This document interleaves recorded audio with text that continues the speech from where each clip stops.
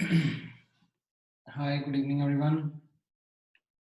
Good evening, Anjali. Hi, Kushal. Good evening, Rudra.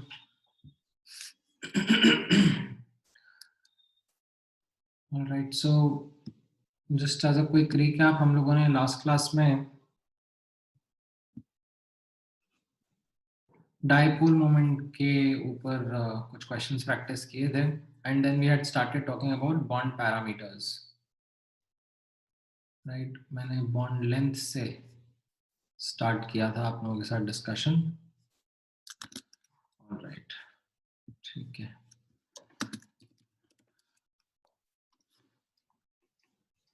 इसी के आगे से कंटिन्यू करेंगे. एक मिनट, थोड़ा सा मुझे बैकग्राउंड तैयार करना पड़ेगा.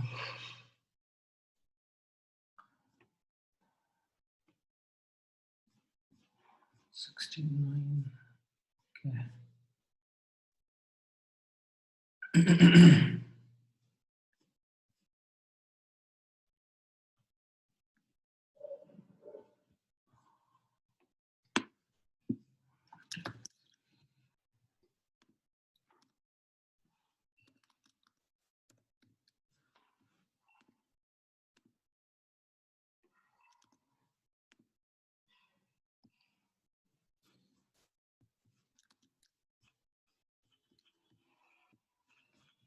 Just give me a moment, guys.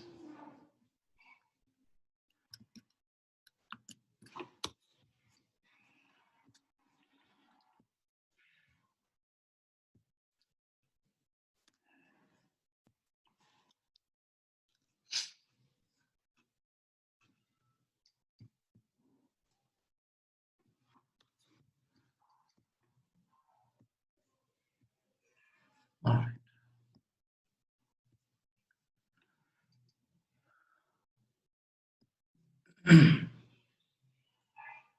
हाँ, so हम लोगों ने लास्ट क्लास में towards the end right bond parameters का डिस्कशन स्टार्ट करा था एंड इसमें जैसे मैंने आपको बताया था हम लोग bond length, bond angle and bond strength का डिस्कशन करेंगे. तो इसमें बॉन्ड लेंथ का डिस्कशन हम लोगों ने लास्ट टाइम देखा था and as part of that discussion we did talk about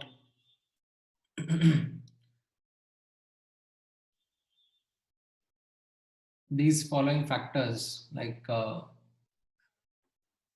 पहले साइज देखते हैं, मल्टीप्लिसिटी देखते हैं, right, then followed by electronegative difference and then hybridization, which is again indirectly related to electronegative difference only. And then lastly I also took an example in which I wanted you to explain कि अगर ऊपर के चार factors like kind of same हो जाएंगे तो हम किस तरीके से जज करेंगे. So in the end हम लोगों ने ये क्लास में फैक्टर देखा था बेंड्स रूल. राइट, सो इसमें आपको ये कार्बन फ्लोरीन का बॉन्ड लेंथ कंपेयर करने के लिए दिया था मैंने इन तीन एग्जांपल्स में, इन चार एग्जांपल्स में इनफैक्ट.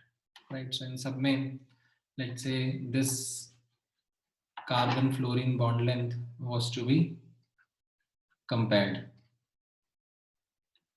राइट, तो इसमें कैसे हम लोगों ने समझा था बेंड्स रूल का स्टेटमेंट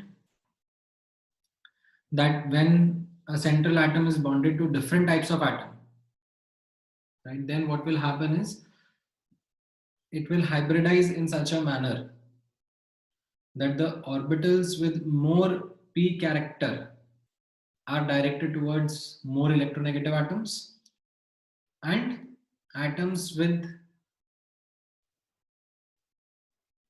less electronegative character उनकी तरफ ज़्यादा s character रहेगा. The orbitals in which they will be binding to will have more of s character.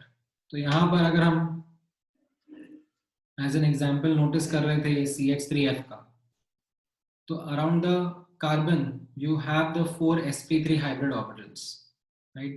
But in sp3 hybrid orbitals के लिए हम लोगों ने क्या समझा था कि आइडेंटिकल नहीं बचे, इनमें डिफरेंसेस आ गए. एक sp3 जो आइडियल sp3 हाइब्रिड ऑर्बिटल था उसके अंदर कितना s कैरेक्टर होता था 25% एंड कितना p कैरेक्टर होता था 75%. बट यहाँ पर we will not find that. What we will find is that जो हाइब्रिड ऑर्बिटल फ्लोरीन के साथ बॉन्डेड है उसमें p कैरेक्टर बढ़ जाएगा, एंड जो हाइब्रिड ऑर्बिटल्स हाइड्रोजन के साथ में बॉन्डेड है उनमें s कैरेक्टर बढ़ जाएगा, right? And that is why we had written this. Now after knowing this हम लोग एक लेवल और डिटेल में गए यहाँ पर, जहां पर हमें CF बॉन्ड लेंथ कंपेयर करना था across these examples. So what we noticed here, यहाँ पर हमने फर्स्ट एग्जांपल में नोटिस करा दैट एक ही फ्लोरीन में बाकी 3 हाइड्रोजन है, राइट? तो इस फ्लोरीन के पास में हायर p कैरेक्टर रहेगा, ठीक है? अकेला इलेक्ट्रोनेगेटिव एटम है, बाकी 3 हाइड्रोजन आर लेस इलेक्ट्रोनेगेटिव, उनकी तरफ तो परसेंटेज एस कैरेक्टर ज्यादा रहेगा. इस फ्लोरीन के पास में परसेंटेज p कैरेक्टर ज्यादा रहेगा. Now, as we keep on adding these fluorines, right? CH3F से CH2F2 में चले गए या CH3F में चले गए, तो क्या हो रहा है, जो ये परसेंटेज कैरेक्टर था जो कि हायर था वो अब डिस्ट्रीब्यूट होने लगेगा बिटवीन द CF बॉन्ड्स, ठीक है? इवेंचुअली यहाँ पर ये 75% पे आ जाएगा क्योंकि सब CF4 ही है, लाइक सारे फ्लोरीन एटम्स ही हैं. तो यहाँ पर ये 75% से ज्यादा था, ठीक है? एंड यहाँ पर इन दी एंड 75% ही आना है इसको. तो ये ग्रेजुअली यहाँ पर जैसे जैसे फ्लोरीन एड अप होते जा रहे हैं उनके बीच में ये परसेंटेज p कैरेक्टर डिस्ट्रीब्यूट होता जा रहा है. तो percentage p character in the individual bond, in the individual CF bond decrease हो रहा है, जिसकी वजह से बॉन्ड लेंथ भी डिक्रीज हो रही है. लाइक p कैरेक्टर अगर ज्यादा होता है तो बॉन्ड लेंथ ज्यादा होता है, p कैरेक्टर कम होता है तो बॉन्ड लेंथ कम होता है. ये हम लोगों ने ऊपर नोटिस करा था यहाँ पर कि p कैरेक्टर ज्यादा होगा तो बॉन्ड लेंथ ज्यादा होगा, s कैरेक्टर ज्यादा होगा तो बॉन्ड लेंथ छोटा होगा, राइट? सो यहाँ पर हम लोग लास्ट क्लास में अपना डिस्कशन क्लोज कर रहे थे. अभी आगे भी बेंच रूल आएगा जब मैं बॉन्ड एंगल्स के बारे में बात करूंगा, बट यहाँ पर डिड यू गाइस अंडरस्टैंड किस तरीके से प्रोसीड करना है?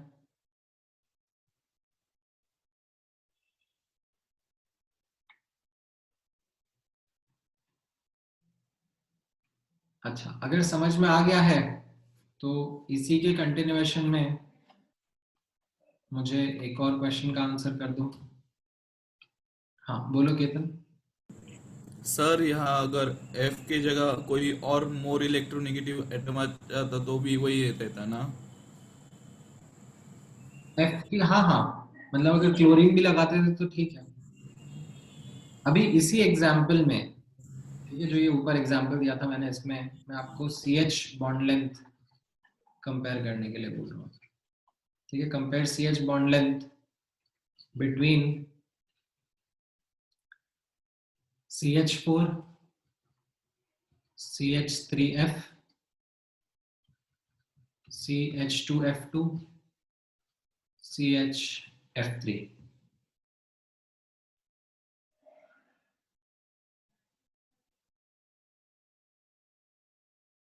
कैसा रहेगा?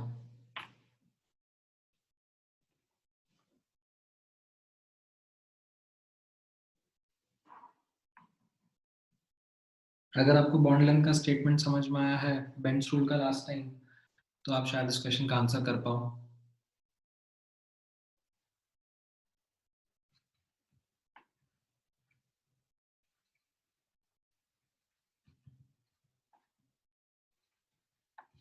देखो यहाँ पर तो 25% रहेगा,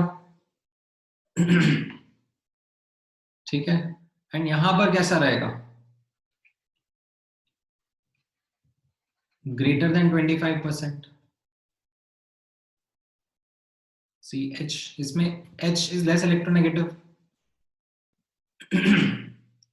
राइट? तो यहां से आप नोटिस कर रहे हो as you are progressing from left to right, तो क्या हो रहा है?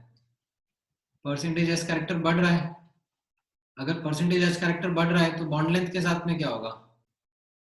बॉन्ड लेंथ कम हो जाएगा. तो आपका आंसर इसमें रहेगा इन दिस मैनर.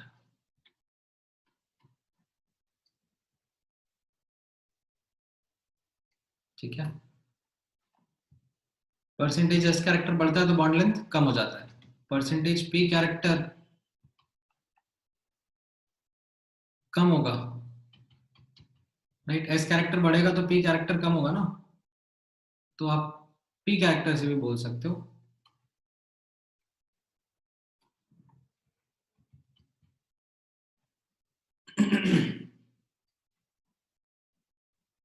ठीक है। एस कैसे बढ़ रहा है आप यहाँ पे नोटिस करो ना, यहाँ पर तो 25% ही है, करेक्ट, क्योंकि सब CH4 ही है। ठीक है, इधर लास्ट वाले पे नोटिस करो, यहाँ पर कैसा रहेगा, एक ही CH है, बाकी सब तो फ्लोरीन है, तो फ्लोरीन ज्यादा इलेक्ट्रोनेगेटिव है, राइट। उनमें कैसा रहेगा, उनमें पी कैरेक्टर ज्यादा होगा, एस कैरेक्टर कम होगा, तो जो बचा हुआ एक्स्ट्रा एस कैरेक्टर है वो किधर है, इस CH के साथ में है। तो यहाँ पर सबसे ज्यादा CH बॉन्ड में एस कैरेक्टर है, एंड ये जो रहेंगे एग्जांपल्स, ये समवेयर इन बिटवीन रहेंगे, right. You can think of it in this manner कि यहाँ पर जो परसेंटेज एस कैरेक्टर था वो अब यहाँ पर 2 हाइड्रोजन हो जाएंगे तो उनके बीच में डिस्ट्रीब्यूट हो जाएगा, राइट। यहाँ पे 3 में डिस्ट्रीब्यूट हो जाएगा और इवेंचुअली यहाँ पे 4 में डिस्ट्रीब्यूट होके 25% आ जाएगा। ठीक है, आएंगे और भी एग्जांपल्स आएंगे तो आप धीरे धीरे इनको और समझोगे। अभी नेक्स्ट बॉन्ड पैरामीटर की तरफ चलते हैं, which is again a crucial one, which is called as bond angle. ठीक है, this is also an important bond parameter to study. अब इसमें भी आप नोटिस करना, यहां पर हम लोग वापस से 1 by 1 फैक्टर्स का डिस्कशन करेंगे in the decreasing order of priority. सबसे पहले the most important factor comes in, which is hybridization और shape of molecule,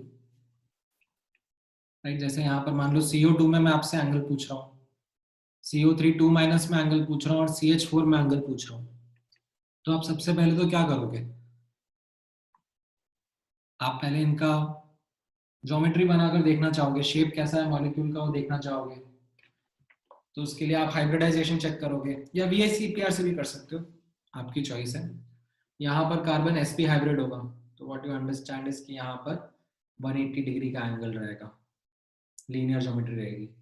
यहाँ पर आप नोटिस करोगे कार्बन के अराउंड sp2 हाइब्रिडाइजेशन रहेगी, तो ये ट्राइगोनल प्लेनर रहेगा, एंड एज अ रिजल्ट यहाँ पर एंगल कितना रहेगा 120 डिग्री, एंड CH4 में टेट्राहेड्रल एंगल रहेगा, राइट। तो इससे आपको समझ में आएगा दैट ये 180 डिग्री एंगल, ये 120 डिग्री एंगल एंड ये 109 डिग्री 28 मिनट्स का एंगल, यू विल नो कौन सा कम कौन सा ज्यादा। ठीक है, तो सबसे पहले तो आप शेप के हिसाब से आंसर कर दोगे। ठीक है, नाउ अब जैसे फॉर एग्जांपल आपको बोला जा रहा है कि NH4 plus and NO3 minus को कंपेयर करो, राइट। बॉन्ड एंगल इसमें कैसा रहेगा,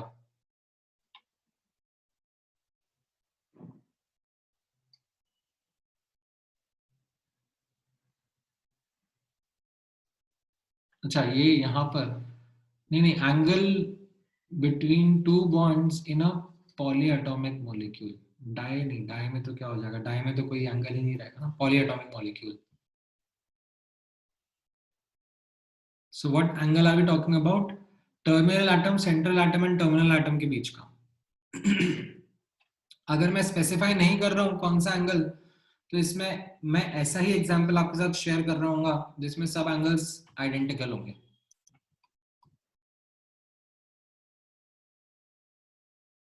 हाँ, ये NO3 माइनस आयन, हाँ करेक्ट अमन, करेक्ट साहिल, हाँ राइट केतन। तो इसमें कैसा आ रहा है, अगेन यू नोटिस्ड कि यहाँ पर sp3 हाइब्रिडाइजेशन है और यहाँ पर sp2 हाइब्रिडाइजेशन है, इसका ट्राइगोनल प्लेनर शेप रहेगा, 120 डिग्री का एंगल रहेगा, यहाँ पे टेट्राहेड्रल है, राइट, तो यहीं से आप इजीली कंपेयर करके आंसर कर पाओगे, ठीक है। अच्छा, what if, right, what if you have the same hybridization, तो फिर हम लोग कैसे कंपेयर करेंगे? तो उसके लिए आप नेक्स्ट फैक्टर नोटिस करना, this there comes the second factor which is related to the number of lone pairs on the central atom. कितने lone pair present है? अगर lone pair ज्यादा होंगे सेंट्रल एटम पर, तो वो क्या करेंगे? बॉन्ड एंगल को श्रिंक करेंगे। अगर नंबर ऑफ लोन पेयर बढ़ जाएंगे तो वो जो बॉन्ड बॉन्ड पेयर वाले एंगल बना रहे हैं उसको श्रिंक कर देंगे, राइट। जैसे यहाँ पर एक क्लासिक एग्जांपल है आपके लिए CH4NH3NH2O का, राइट। यहाँ पर आप नोटिस करोगे CH4 में there is no lone pair, तो ये एकदम परफेक्ट sp3 हाइब्रिडाइजेशन है, रेगुलर ज्योमेट्री है, यहाँ पे 109 डिग्री 24 मिनट्स का, सॉरी 28 मिनट्स का एंगल रहेगा। बट जब आप NH3 के स्ट्रक्चर के ऊपर फोकस करोगे, राइट, NH3 का स्ट्रक्चर कैसा था? फिर रिमेंबर NH3 में एक लोन पेयर रहेगा, राइट, एंड ये लोन पेयर क्या करेगा? It will repel these bond angles more and it kind of shrinks them down, तो यहाँ पर लगभग 107 डिग्री के आसपास का एंगल आ जाता है,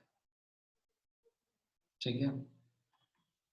वैसे ही H2O में आप नोटिस करोगे तो दो लोन पेयर है, राइट, सो दो लोन पेयर मिलकर बॉन्ड एंगल को श्रिंक करेंगे, तो उसकी वजह से एंगल और छोटा हो जाएगा, right. So relatively around 104 degree आता है। You don't need to remember the values as such, ये जस्ट मैंने ऐसे ही हाईलाइट करके आपको बताई, ठीक है। So number of lone pair on the central atom, ठीक है, again focus on central atom only, random lone pairs मत काउंट कर लेना। सेंट्रल एटम पे लोन पेयर अगर बढ़ रहे हैं, हाइब्रिडाइजेशन सेम है, तो बॉन्ड एंगल फिर कम हो जाएगा। ऑलराइट, अगर मान लो पहला और दूसरा फैक्टर भी सेम है, ठीक है, like you have to compare something like say NH3 with PH3,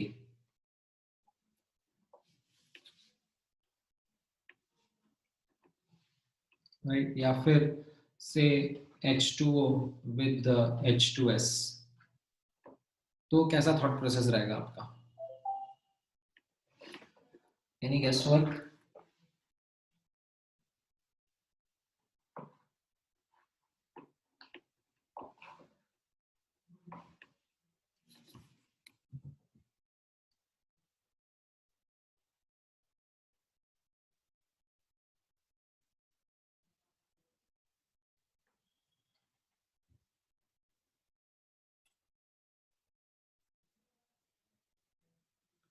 नहीं, मैं NH3 और H2O का नहीं पूछ रहा, मैं NH3 और PH3 के बीच में पूछ रहा हूँ। हाँ, तो इसमें बेसिकली सेंट्रल एटम का ही अंतर है, सेंट्रल एटम से कैसे फर्क पड़ रहा है अब यहाँ पे? अगर मान लो सेंट्रल एटम ज्यादा इलेक्ट्रोनेगेटिव हुआ, तो वो क्या करेगा? इलेक्ट्रॉन पेयर्स को अपनी तरफ खींचेगा एंड उसकी वजह से उनके बीच में रिपल्शन बढ़ जाएगा, तो इसकी वजह से बॉन्ड एंगल क्या हो जाएगा? रिलेटिवली बड़ा हो जाएगा।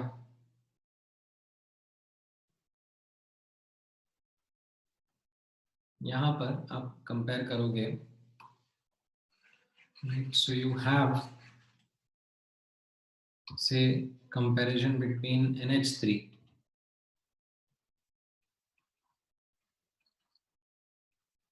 right, and PH3,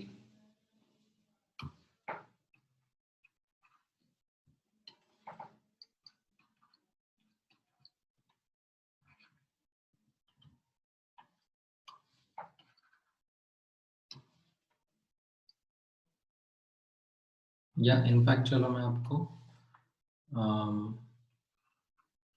ऐसे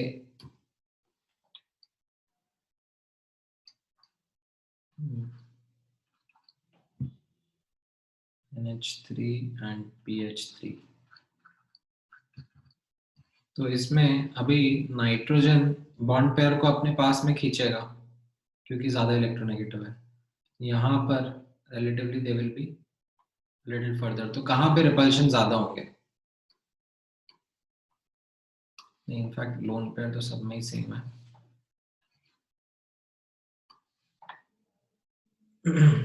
बॉन्ड पेयर के बीच के रिपल्शंस नोटिस करो। बॉन्ड पेयर के बीच के रिपल्शंस यहाँ पे बढ़ जाएंगे, ठीक है। तो उसकी वजह से यहाँ पर व्हाट वी फाइंड और what we observe is that bond angle बड़ा हो जाएगा। In case of NH3, the bond angle will be more than PH3. So you can conclude the factor over here saying that electronegativity of central atom increases,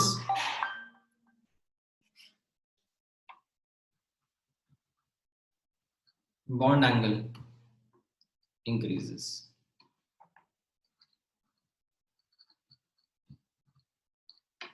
ठीक है, तो ये factor आपके लिए काम का रहेगा। अब यहां पर आप नोटिस करना,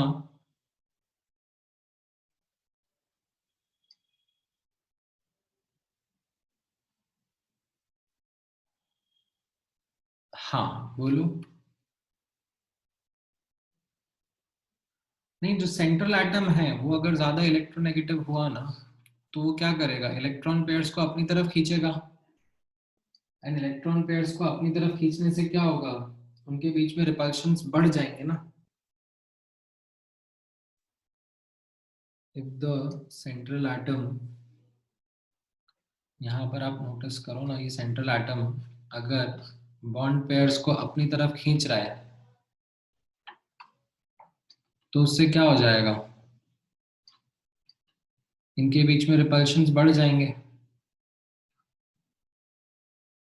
तो इसकी वजह से बॉन्ड एंगल्स रिलेटिवली बढ़ जाएंगे।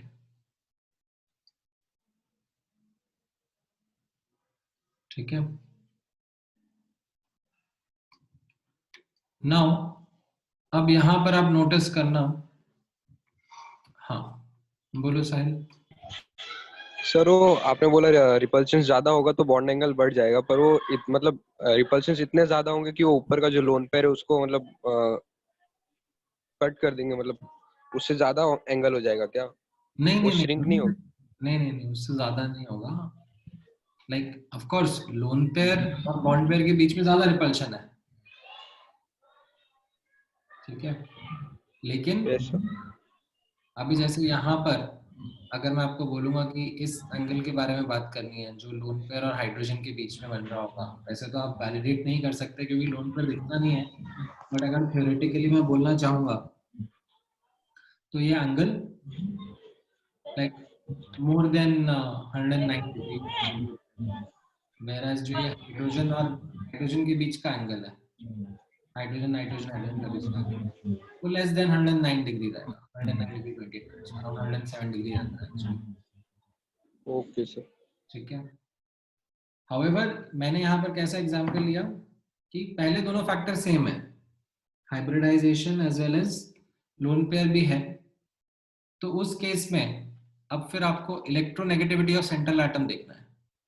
अगर इलेक्ट्रोनेगेटिविटी ऑफ सेंट्रल एटम बढ़ जाएगा तो ये क्या कर रहा है, basically in bond pair electrons को अपनी तरफ खींच रहा है। एंड बॉन्ड पेयर इलेक्ट्रॉन्स को अपनी तरफ खींचने पर क्या कर रहा है वो, उससे क्या हो जाएगा, उनके बीच का रिपल्शन थोड़ा सा बढ़ जाएगा, तो उसका बॉन्ड एंगल ज्यादा रहेगा। ठीक है, now this is something which is what you can see is observed that NH3 का bond angle ज्यादा रहेगा as compared to PH3, as compared to ASH3, as compared to SBH3। ठीक है, however यहाँ पर जो PH3 है या ASH3 है या SBH3 है, राइट. इनके केस में what comes as a kind of unknown surprise is that these angles are very close to 90 degree. मतलब this is something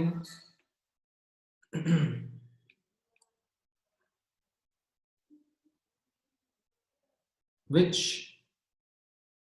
is not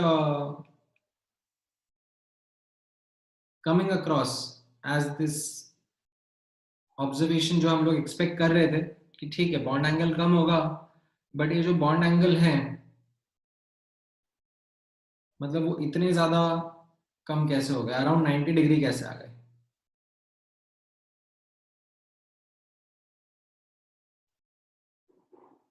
ठीक है. सो इसमें what we understand is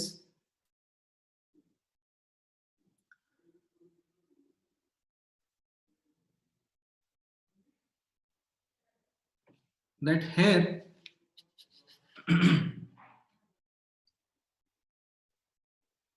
hybridization does not happen. It is only the pure atomic orbitals which participate in bond formation. And this is again observed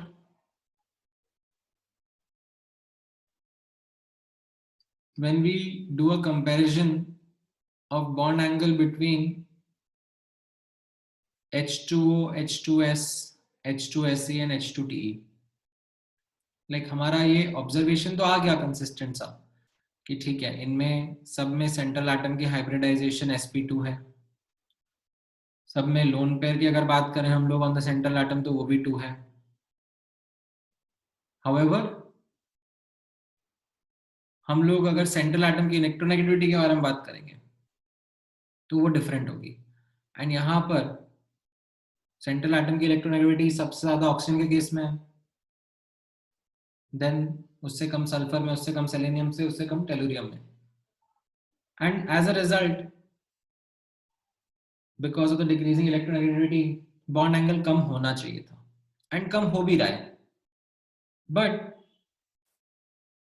again in case of H2S, H2Se and H2Te there is this observation that comes कि यार इनका bond angle तो काफी close to 90 degree आ रहा है. It is not in fact coming it is not coming similar to what we would have expected.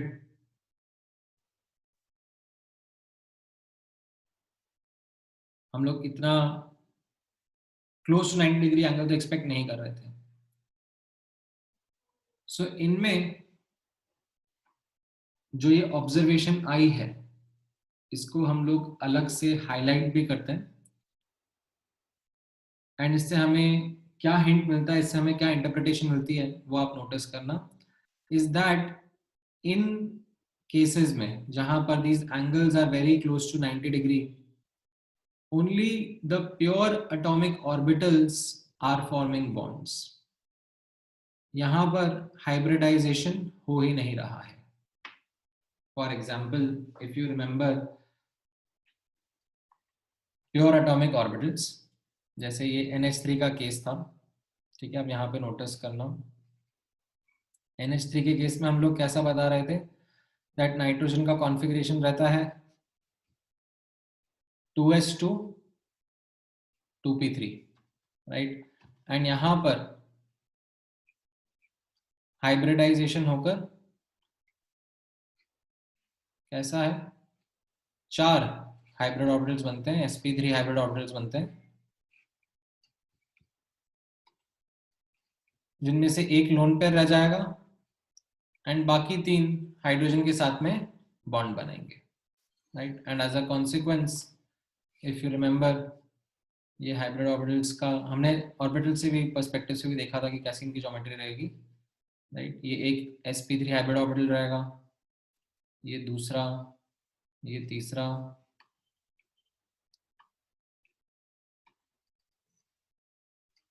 Right, and ये चौथा. And यहाँ पे लोन पेयर आ जाएगा एंड बाकी जगह पर फिर हाइड्रोजन आके बॉन्ड कर जा रहे हैं। तो ये हो रहा था कहां पर, this is what is happening in case of NH3, ठीक है।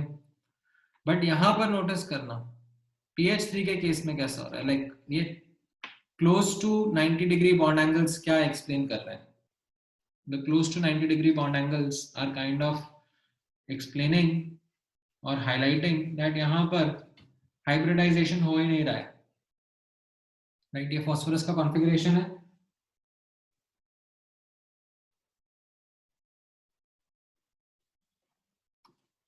एंड इसमें there is no hybridization happening. ये जो प्योर p ऑर्बिटल्स हैं, एक से px रहेगा, एक py रहेगा और एक pz रहेगा, ठीक है। Like assuming this is z axis, this is x axis, this is y axis, तो ये क्या हो गया, pz py px, राइट। तो ये प्योर एटॉमिक ऑर्बिटल्स ही यहाँ पर बॉन्ड फॉर्मेशन कर रहे हैं। लाइक ये हाइड्रोजन है, यहाँ पर एक हाइड्रोजन यहाँ, एक हाइड्रोजन यहाँ, एक हाइड्रोजन यहाँ, ये 3 हाइड्रोजन और इनके बीच के angles, now you can notice hydrogen phosphorus hydrogen, this is very close to 90 degree only, ठीक है। 90 to 90 or 90 degree, these are very close to 90 degree only. So what we try and understand or what we can decipher from here is that यहाँ पर इन cases में hybridisation नहीं हो रहा है, only the pure atomic orbitals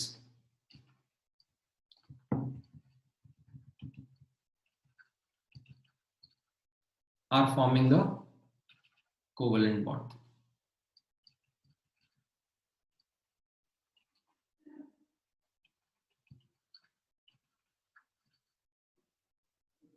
ठीक है, same in this case also, जहां पर H2S, H2Se, H2Te, like oxygen के साथ में ये हो रहा है दैट हाइब्रिडाइजेशन होकर बॉन्ड फॉर्मेशन हो रहा है, but in case of H2S, H2Se and H2Te, again these close to 90 degree geometry suggests that यहाँ पर भी hybridization नहीं हो रहा है. The pure atomic orbitals are the ones that are forming the bonds. This is something called as Drago's rule. ठीक है, सुनने में थोड़ा सा फिल्मी सा नाम लग रहा है, like however this is something जिसका स्टेटमेंट आप यहाँ पे नोटिस करना, that according to this rule what we understand is that third period and below elements, ठीक है, of the 15th and the 16th group do not undergo hybridization when bonding with less electronegative atoms such as hydrogen. मतलब ये hydrogen के साथ में observe हुआ, less electronegativity का case है उसका, ठीक है. It is not observed in something like PF3, PCl3, PBr3, इनमें नहीं ऑब्जर्व होगा, ठीक है. जैसे आपने यहाँ पर ये एग्जांपल नोटिस किया PH3 का, ठीक है. अगर मैं आपको बोलूंगा PF3 या PCl3 या PBr3, राइट, तो इनमें सब में पिरामिडल ज्योमेट्री होगी, इनमें सब में फास्फोरस फास्फोरस के अराउंड ट्राइपॉड के मैनर में ये टर्मिनल एटम्स प्रेजेंट रहेंगे, इन सब में हाइब्रिडाइजेशन हो रहा है, ठीक है. It is when this less electronegative atom of hydrogen was involved, ठीक है, less electronegative atoms such as hydrogen, the bond formation is done by the pure atomic orbital only, ठीक है. Maybe ऐसा क्यों हो रहा है, because the hydrogen is not electronegative enough to provide the energy that is required for hybridization.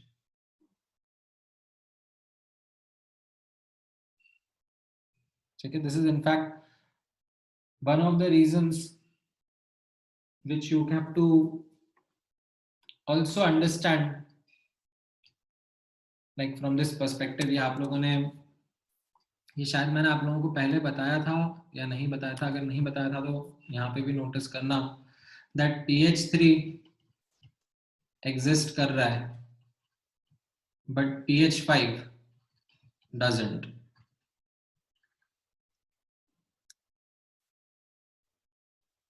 इसमें ना तो ऑक्टेट का प्रॉब्लम है क्योंकि फास्फोरस अपना ऑक्टेट एक्सपैंड कर सकता है, ठीक है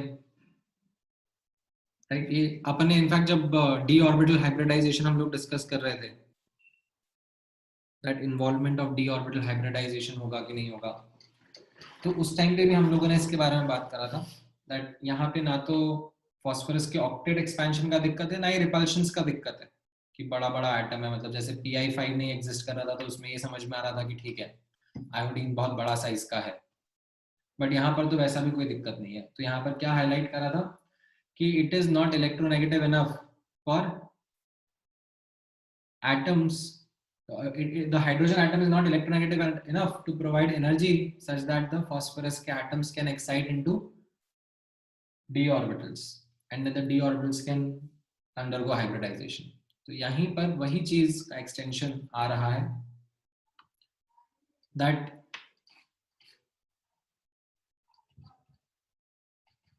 hydrogen is not electronegative enough to even get यहाँ पर these phosphorus, arsenic, Sb या फिर sulfur, selenium, tellurium के atoms undergo hybridization. तो यहाँ पर what we are observing is that the pure atomic orbitals are only forming the bonds and the angles are almost close to 90 degree. These are because the pure atomic orbitals are forming bonds. So it is something of an example to remember for you guys. ठीक है, ये ऐसा नहीं है कि मतलब अलग से मैं इसको कवर करता कॉन्सेप्ट को, ये मैंने यहीं पर like while we are describing that what are the factors on which bond angles depend, उसी में मैंने आपको ये फैक्टर इंक्लूड करके समझा दिया है, उसी में मैंने ये नोट आपको बता दिया है, ठीक है। हाँ, इसमें ये लिखा हुआ है ना एग्जैक्टली जो मैं बोल रहा हूँ वो सब इसमें स्टेटमेंट्स लिखे हुए हैं, ठीक है।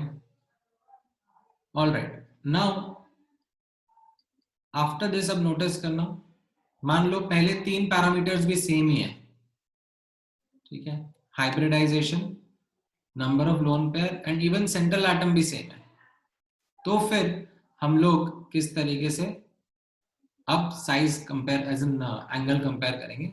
तो इसमें अब फोर्थ फैक्टर आ जाता है which is the size of the terminal atom, जो सेंट्रल एटम के अराउंड एटम्स रहेंगे, अगर उनका साइज बढ़ जाएगा तो what you can see and understand is that the bond angle will increase, right? ऐसा क्यों हो जाएगा? Because you can imagine like with example like say PF3, PCl3, PBr3, PI3, right? तो इसमें कैसा हो रहा है, like phosphorus के अराउंड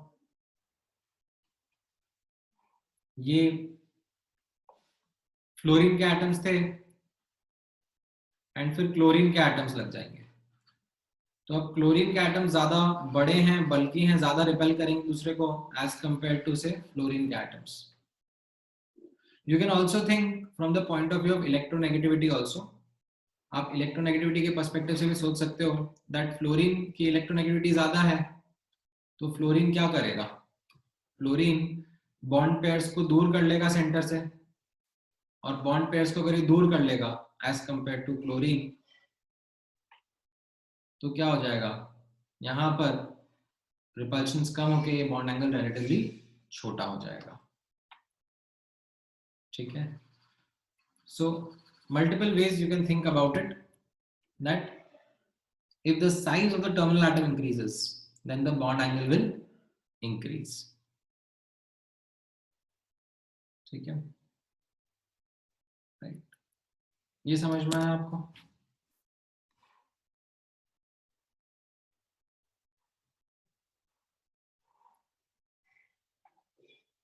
अच्छा, अब इसमें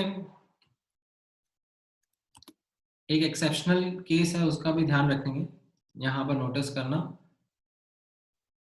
सो अगर मैं NH3 और NF3 के बारे में बात करूंगा, ठीक है, NH3 और NF3 का बॉन्ड एंगल अगर मैं कंपेयर करने के लिए बोलूंगा आपको, तो आप कैसे सोचोगे? यू विल अगेन कम कि ठीक है, दोनों का हाइब्रिडाइजेशन सेम ही है sp3, देन दोनों में लोन पेयर भी सेम ही है, सेंट्रल एटम पर एक एक लोन पेयर है, दोनों में टर्मिनल एटम भी सेम है विच इज नाइट्रोजन ओनली, ठीक है। अब आता है टर्मिनल एटम, वो डिफर कर गया, यहाँ पर हाइड्रोजन है, यहाँ पे फ्लोरीन है। तो यू माइट से कि फ्लोरीन का साइज बड़ा है इसलिए बॉन्ड एंगल बड़ा होगा, बट एज आई सेड यहाँ पर हम लोग इसको हाईलाइट करने की एक्सेप्शनल केस है। इसमें इनफैक्ट साइज से ज्यादा मैटर कर जाता है इलेक्ट्रोनेगेटिविटी का factor.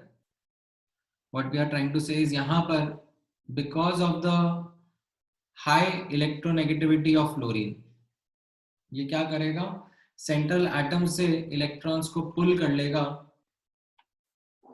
Away from the centre, and उसकी वजह से बॉन्ड एंगल्स श्रिंक कर जाएंगे, ठीक है। मतलब यहाँ पर what I am trying to say is that NH3 में, ठीक है, हाइड्रोजन के एटम्स स्मॉल हैं, ठीक है, फ्लोरीन के एटम्स रिलेटिवली बड़े हैं, right, but the fact that ये फ्लोरीन जो है ज्यादा इलेक्ट्रोनेगेटिव है, ये इलेक्ट्रॉन पेयर्स को राइट अपनी तरफ पुल कर लेगा, वेरएज यहाँ पर नाइट्रोजन ज्यादा इलेक्ट्रोनेगेटिव था, ये इलेक्ट्रॉन पेयर्स को अपनी तरफ पुल कर रहा था। तो यहाँ पर what we see is that the bond angle shrinks. That is also observed in the case of H2O and OF2 also. You might come across and say कि यहाँ पर, ठीक है, so यहाँ पर instead of going by size, you rather go by electronegativity perspective, ठीक है। However, अब मैंने इसीलिए आपको इलेक्ट्रोनेगेटिविटी के पर्सपेक्टिव से नहीं बोला सोचने के लिए, मैंने साइज के पर्सपेक्टिव से ही बोला सोचने के लिए, because size will be a more better explanation for terminal atoms to answer. Because यहाँ पर आप नोटिस करोगे तो ऐसा नहीं है कि NH3 का बॉन्ड एंगल NCl3 से भी बड़ा हो जाता है, ठीक है। NH3 और NCl3 में NCl3 का बॉन्ड एंगल बड़ा रहेगा, ठीक है। हाँ बोलो Sumit. So, but as you have written like decreasing order priority, तो फिर उसमें थर्ड पे इलेक्ट्रोनेगेटिविटी है, तो हम पहले इलेक्ट्रोनेगेटिविटी चेक करेंगे, तो उसके हिसाब से तो सही है, फिर उसके बाद साइज पे जाएंगे। सेंट्रल एटम,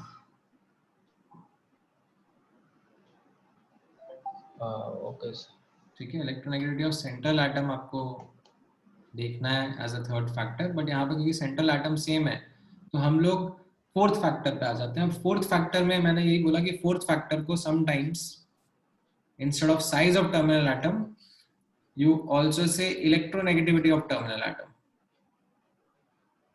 ठीक है, but I don't want to write it over as electronegativity, I would like to rather put it as size only, क्योंकि साइज बढ़ेगा अगर टर्मिनल एटम का तो बॉन्ड एंगल्स बढ़ जाएंगे, ठीक है। एंड उसमें देन ये NH3 का एक्सेप्शन मैं आपको याद रखने के लिए बोल रहा हूँ एज कंपेयर टू NF3, ठीक है, not with respect to NCl3 NBr3 anything, सब केस में बाकी तो नॉर्मल ट्रेंड है, साइज बढ़ रहा है बॉन्ड एंगल बढ़ रहा है, जस्ट NF3 और NH3 या फिर H2O और OF2 के बीच में, this is where the exception lies in, and this is something which is attributed to the high electronegativity of fluorine, that despite being larger in size, it is able to pull the electrons away from the center, much away from the center, and decrease or shrink the bond angles. Sir, non-spatial means what? Huh? Non-spatial, what's non-spatial? Non-spatial. Yes, sir. Sir, थोड़ा ऊपर जाए. Yes, sir. Yeah, more repulsions due to non-spatial. Due to spatial interaction है, non नहीं है. Due to spatial, SPATIAL. तो यहाँ पर like what we are saying is that these chlorine are bulky in size, they are larger in size, तो इनके बीच में जो स्पेशल इंटरेक्शंस हो रहे हैं उनकी वजह से बॉन्ड एंगल बढ़ रहा है. Okay, sir. ठीक है. ऑलराइट, नाउ अब नोटिस करना यहाँ पर, ये एक इंपॉर्टेंट नोट है, ये जो third factor and fourth factor हम लोगों ने नोटिस किया था, क्या था third factor? Third factor was electronegativity of central atom, right, and fourth factor क्या था? Size of terminal atom, right. ये दोनों फैक्टर तभी एप्लीकेबल रहेंगे कंपैरिजन में when there is at least one lone pair on the central atom. At least एक lone pair होना चाहिए सेंट्रल एटम पे, तभी ये फैक्टर्स अकाउंट में लेने हैं. अदरवाइज ये फैक्टर्स को आप अकाउंट में नहीं लेना. जैसे for example if I ask you CH4 CCl4 CBr4 CI4, right, तो इसमें आप नोटिस करोगे कि सबका हाइब्रिडाइजेशन sp3 है. ठीक है, सारे सेंट्रल एटम्स का हाइब्रिडाइजेशन sp3 है. सेंट्रल एटम भी सब में सेम है ना, राइट. लोन पेयर सब में 0 है. तो मे बी अब आप शायद सोचोगे कि अच्छा साइज ऑफ टर्मिनल एटम ज्यादा होगा तो बॉन्ड एंगल ज्यादा होगा, बट यहाँ पर द थिंग इज दैट ये सब सेम ही एंगल्स हैं. क्यों? बिकॉज इसमें लोन पेयर है ही नहीं, मतलब इसमें सब में टेट्राहेड्रल अरेंजमेंट है. All positions are identical. Tetrahedral arrangement होने की वजह से अब लाइक सब पोजीशंस आइडेंटिकल हो गई, तो सब पर फ्लोरीन लगा दो, सब पे क्लोरीन लगा दो, सब पे ब्रोमीन लगा दो, फर्क ही नहीं पड़ेगा ना. रेगुलर ज्योमेट्री रहेगी, सब में एंगल 109 डिग्री 28 मिनट्स रहेगा.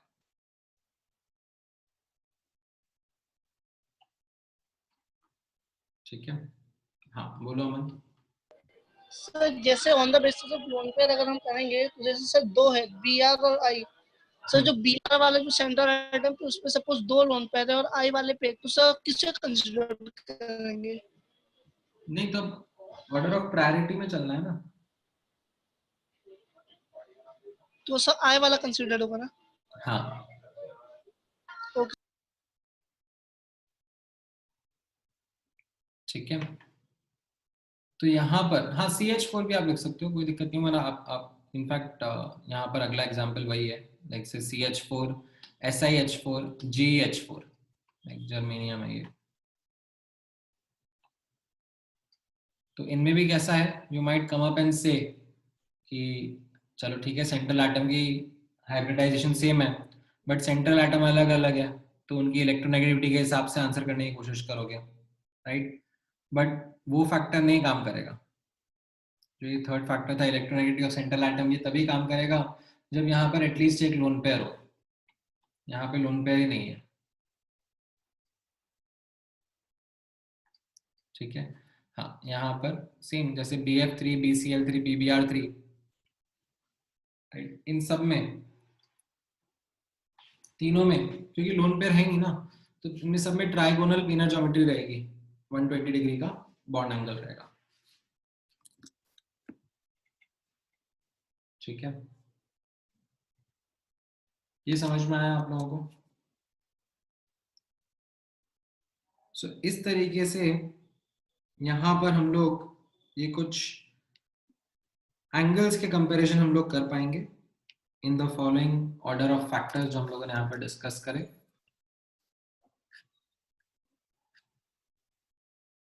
अच्छा, अब नोटिस करना, हम लोग बॉन्ड एंगल में एक और फैक्टर डिस्कस करेंगे for a more granular comparison, a more detailed comparison, okay, which is something in this manner.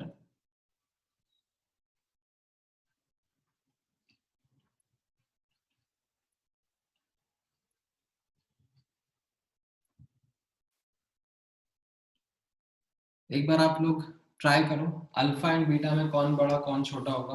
What are your thoughts? CH3F के बारे में मैं बात कर रहा हूँ, कोशिश करो।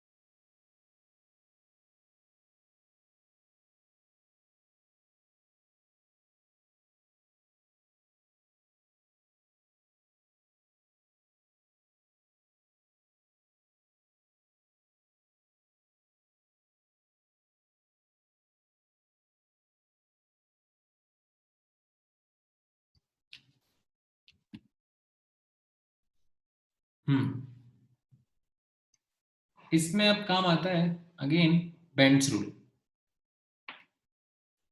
Alpha is greater than beta is the correct answer. So this is the fifth factor which I would like to bring to your notice, that now if you remember, ठीक है, before I start discussion of this Bend's rule, यहाँ पे आप notice करना in the first discussion itself, जब हम लोग hybridization या shape का भी बात कर रहे थे, ठीक है, तो यहाँ पर आप notice कर सकते हो, we can make a note over here by looking at these examples and looking at the shape of these molecules, that percentage S character जहां पर ज्यादा होगा वहां पर बॉन्ड एंगल ज्यादा रहेगा. sp अगर हाइब्रिडाइजेशन है तो यहाँ पर बॉन्ड एंगल्स 180 डिग्री हैं, लीनियर अरेंजमेंट है. sp2 है तो यहाँ पर बॉन्ड एंगल्स 120 डिग्री हैं. sp3 में बॉन्ड एंगल्स और कम हो जाते हैं. ठीक है, सो जहां पर परसेंटेज एस कैरेक्टर ज्यादा है वहां पर बॉन्ड एंगल्स इंक्रीज कर रहा है. एंड इसी चीज को, इसी स्टेटमेंट को हम लोग यहाँ पर अब यूज करेंगे. आप नोटिस करना CH3F में क्या हो रहा है, यहाँ पर बेंड्स रूल का इम्प्लीकेशन देखना आप. CH3F में ये जो CF वाला बॉन्ड होगा, ठीक है, because this is more electronegative, तो it will have more P character. And यहाँ पर जो ये CH वाले बॉन्ड हैं, ठीक है, these are less electronegative, so as a result they have less P character and more S character. तो यहाँ पर ये जो बीटा एंगल है, this is getting formed between more S character वाले orbitals, and because of that the bond angle here is more. This beta is in fact greater than the regular tetrahedral angle. And यहाँ पर ये जो alpha है, like this is with the CF bond, because यहाँ P character ज्यादा है, S character कम है, तो यहाँ पर bond angle will be less than 109 degree. ठीक है, so this will help you in trying to understand the bond angle that is there in CH3F. ठीक है,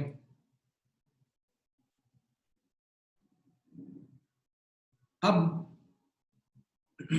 यहाँ पे अगेन आप नोटिस करना किस तरीके से हम लोगों ने प्रोसीड किया, like we understood the way in which bond angles are to be compared. ठीक है, these are just select examples जो मैंने आप लोगों के साथ में नोट्स में शेयर करे हैं. अब जब आप क्वेश्चंस देखोगे, ठीक है, when we are going to solve booklet questions, तो उसमें अगेन मेरा आपके एम्फेसिस यही रहेगा that go in this order of priority.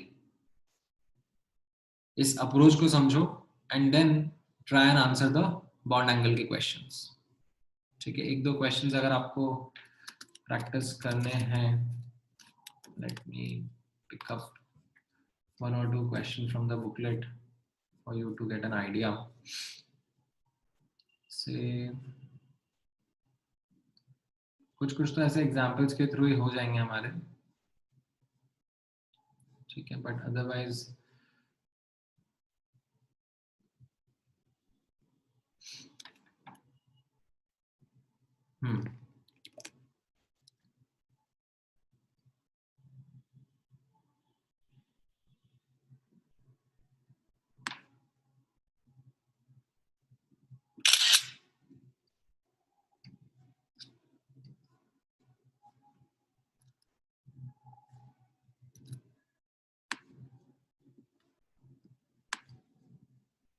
Try करो इस क्वेश्चन का आंसर.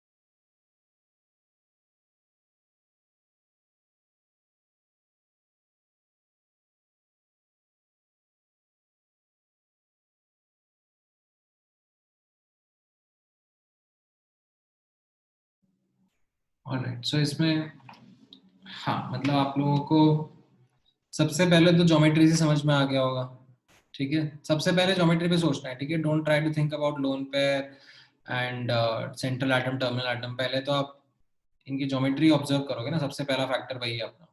तो ये यहाँ पर sp2 हाइब्रिड है, राइट. ये sp3 हाइब्रिड है, राइट. यहाँ पर ये sp3d हाइब्रिड में है, राइट. तो यहाँ पर आप नोटिस करोगे इसमें 120 डिग्री का एंगल रहेगा, इसमें something less than 109 degree 28 minutes, ठीक है. Don't know the angle but something less than this for sure, ठीक है. ClF3 में इफ यू रिमेंबर, राइट, ये कैसा होता था, Cl एंड इसके अराउंड, राइट, दो लोन पेयर होते थे, F F and F, trigonal bipyramidal electron pairs का अरेंजमेंट रहता था. एंड ये जो एंगल था, right, this was even less than 90 degree,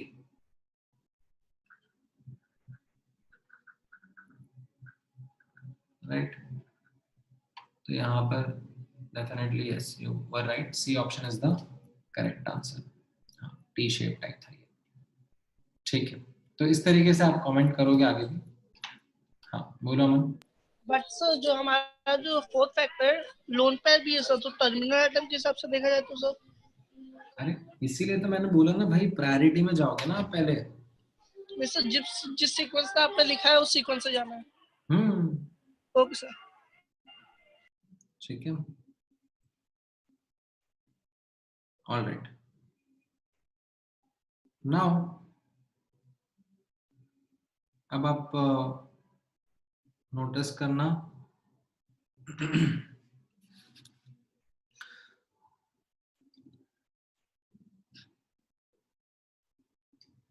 ठीक है, ये जो फैक्टर रहेगा, ठीक है, बेंट्स रूल का, ये इंपॉर्टेंट फैक्टर रहेगा, मतलब इसमें हम लोगों को कई बार इनकाउंटर करने को मिलेगा, आपको इसके और क्वेश्चंस भी देखने को मिलेंगे आगे। अभी नेक्स्ट पैरामीटर पे चलते हैं, which is bond energy and bond strength, right. इनका दोनों का डेफिनेशन तो आपको क्लियर है ही, व्हाट डज बॉन्ड स्ट्रेंथ और bond energy mean, right. It is the energy required to break the bond, right. Technically speaking 1 mole of bond को break करने के लिए कितनी मिनिमम एनर्जी लगेगी। अब यहां पर नोटिस करना, मैं आप लोगों को इसके फैक्टर्स भी बताऊंगा और इसके एग्जांपल्स भी बताऊंगा, बट यहां पर there is no order of prioritization. यहां पर ऐसा नहीं है कि पहला जो फैक्टर लिखाया है उसका ज्यादा इंपॉर्टेंस है, फिर अगले वाले फैक्टर का ज्यादा इंपॉर्टेंस है, ऐसा यहाँ पर ऑब्जर्व नहीं होता है। यहाँ पर देयर आर न्यूमरस एग्जांपल्स जिसमें कभी कोई फैक्टर डोमिनेट कर जाता है, कभी कोई फैक्टर डोमिनेट कर जाता है। तो जो कुछ सिलेक्ट एग्जांपल्स मैं आपके सामने शेयर करूंगा इसमें, ठीक है, उनको प्लीज आप ध्यान में रखना, they are important for you to remember. So जैसे अगर हम लोग साइज ऑफ एटम की बात करेंगे, सबसे पहले फैक्टर्स के बारे में बात कर लेते हैं। तो सिंपल फैक्टर रहेंगे, साइज अगर कम होगा एटम का तो बॉन्ड स्ट्रेंथ बढ़ जाएगा, right. Electrons will be closer to the nucleus, there will be a greater attractive force between the nucleus and the electrons. Now second factor रहेगा multiplicity of bond. Multiplicity of bond मतलब single bond, double bond, triple bond, right.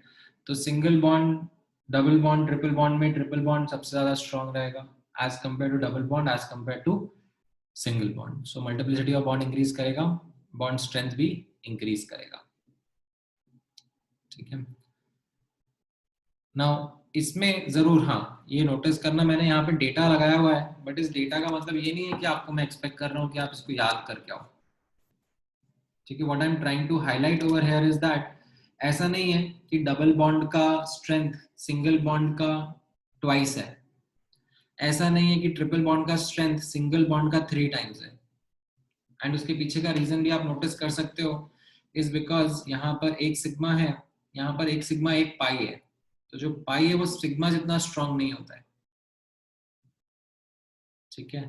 वैसे ही यहाँ पर एक sigma 2 पाई है, तो ऐसा नहीं है कि एक कार्बन ट्रिपल बॉन्ड का एनर्जी कार्बन सिंगल बॉन्ड से 3 टाइम्स हो जाएगा, ठीक है, ज्यादा रहेगा बट नॉट हाँ 3 टाइम्स, बस because pi bond is weaker then sigma bonds, ठीक है। पाई ओवरलैप हम लोगों ने स्टार्टिंग में डिस्कस भी किया था, that pi overlaps are weaker, ठीक है। अच्छा, देन यहां पर आप इलेक्ट्रोनेगेटिविटी ऑफ सेंट्रल एटम के बारे में नोटिस करना।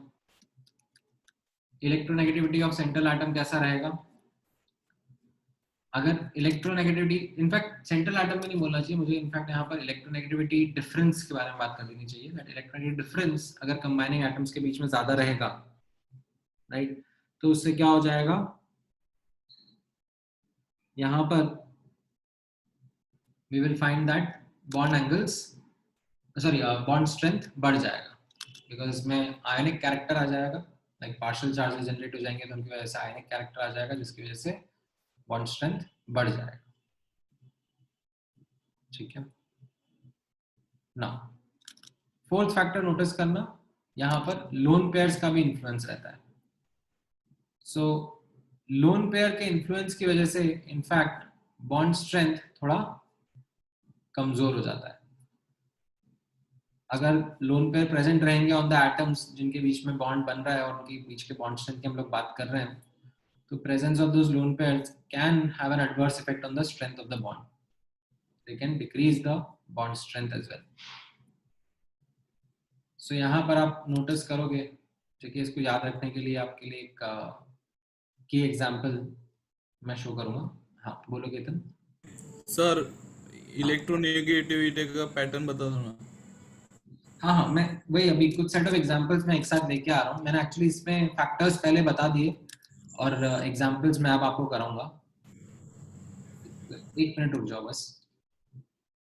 तो अब यहाँ पे आप नोटिस करो, जैसे हम लोग बॉन्ड स्ट्रेंथ कंपेयर करेंगे between H2, F2, Cl2, Br2, I2, ठीक है। मान लो इनके बीच में बॉन्ड स्ट्रेंथ मैंने आपको कंपेयर करने के लिए बोला, तो आप बोलोगे कि ठीक है सब में सिंगल बॉन्ड ही है, तो हम साइज के हिसाब से सोच लेते हैं, राइट। तो साइज के हिसाब से कैसा रहेगा, H2 का साइज सबसे छोटा होगा, राइट, और उसका बॉन्ड स्ट्रेंथ ज्यादा होगा, ठीक है। Then Cl2, sorry F2, Cl2, Br2, I2, like size बढ़ता जा रहा है, बॉन्ड स्ट्रेंथ कम होता जाएगा। However, यहां पर, ठीक है, नोटिस करना, यहां पर what we observe is that some of the trend is as per the size, but some of the trend becomes गड़बड़ because of lone pair का factor, ठीक है। यहाँ पर आपको मैंने एक अगेन याद नहीं करना है, बस मैंने डेटा बताने के लिए यहाँ पे रख लिया कि इनका जो experimental values of bond energy आता है, तो उसमें yes, bond energy of H2 because of its smaller size comes out to be greater, ठीक है। एंड यहाँ पर आप नोटिस करोगे दैट क्लोरीन ब्रोमीन आयोडीन के बीच में भी रेगुलर ट्रेंड मिलेगा। क्लोरीन ब्रोमीन आयोडीन के बीच में भी रेगुलर ट्रेंड मिल रहा है, कैसा, छोटा साइज, बॉन्ड एनर्जी ज्यादा है, साइज बढ़ता जा रहा है, बॉन्ड एनर्जी कम होता जा रहा है। बट यहाँ एक्सेप्शन आएगा फ्लोरीन के केस में, ठीक है। एक्सेप्शन फ्लोरीन के केस में किस तरीके से आया, फ्लोरीन का बॉन्ड एनर्जी इनसे कम हो गया, इनफैक्ट आयोडीन से तो ठीक है ज्यादा है, बट ब्रोमीन और क्लोरीन से कम मिल गया, ठीक है। So this kind of came out as an exception, and इसके पीछे का रीजन क्या है, again that because of the repulsion that happen between the fluorine का एटम, ठीक है। हाइड्रोजन में तो कोई लोन पेयर है ही नहीं, फ्लोरीन, क्लोरीन, ब्रोमीन, आयोडीन सब में लोन पेयर है on the atom, but fluorine के केस में क्या हो गया, लोन पेयर का इंपैक्ट आ गया यहाँ पे because of its smaller size. What we see is that यहाँ पर इसका बॉन्ड स्ट्रेंथ सिग्निफिकेंटली कम हो गया as compare to what it should have been. So this is to again highlight this point that यहाँ पर, ठीक है, ट्रेंड्स कंपेयर कर पाना will be a bit difficult, because यहाँ पर अगर फैक्टर्स आपस में कॉन्ट्रडिक्ट कर जाते हैं तो ऐसा हम लोग नहीं बोल पाएंगे कि कौन सा फैक्टर डोमिनेटिंग है, ठीक है। And this is not just one example, there are other examples also. So यहाँ पर आप अगला एग्जांपल नोटिस करना, अगला एग्जांपल सेट नोटिस करना। So let's say you have CH single bond comparison with CC with CN with CO with CF, ठीक है। तो आप इसको छोड़ दो, CH को छोड़ दो, आप बाकियों के बारे में क्या बोलोगे, ठीक है। सिमिलर साइज, एक ही पीरियड के हैं, तो आप सिमिलर साइज बोल दोगे, ठीक है। अब अगर सिमिलर साइज है और सब में सिंगल बॉन्ड ही है, तो मैं नेक्स्ट क्या सोचना चाहूंगा, इलेक्ट्रोनेगेटिव डिफरेंस। तो अब इलेक्ट्रोनेगेटिव डिफरेंस के हिसाब से अगर मैं जाऊंगा, तो इलेक्ट्रोनेगेटिव डिफरेंस इस तरीके से बढ़ रहा है, ठीक है। तो बॉन्ड स्ट्रेंथ बढ़नी चाहिए, बढ़ भी रही है, राइट। बट यहां पर आप नोटिस करोगे कार्बन कार्बन और कार्बन नाइट्रोजन के बीच में ट्रेंड कुछ अलग सा दिखा, ठीक है। इनफैक्ट अगर आप कार्बन फ्लोरीन और कार्बन हाइड्रोजन को कंपेयर करोगे, तो उसमें तो साइज के हिसाब से कार्बन हाइड्रोजन का बॉन्ड स्ट्रेंथ ज्यादा होना चाहिए था, बट कार्बन फ्लोरीन का ज्यादा आ गया। तो the point which I'm trying to make here is again the fact that in case of bond energy, in case of bond strength, when factors are contradicting, तो इसमें हम लोग ट्रेंड डिसाइफर नहीं कर पाएंगे, ठीक है। ये एग्जांपल आप जरूर ध्यान रखना, ठीक है, जो मैं नोट्स में लिखा रहा हूँ example, these are specially curated ones, ठीक है। तो यहाँ पर again this is a values याद रखने की जरूरत नहीं है, no need to remember the values, just remember the trend that यहाँ पर इस तरीके का एक ट्रेंड देखने को मिल रहा है, ठीक है। एंड दिस इज स्पेशली, ठीक है, this is specially when you do across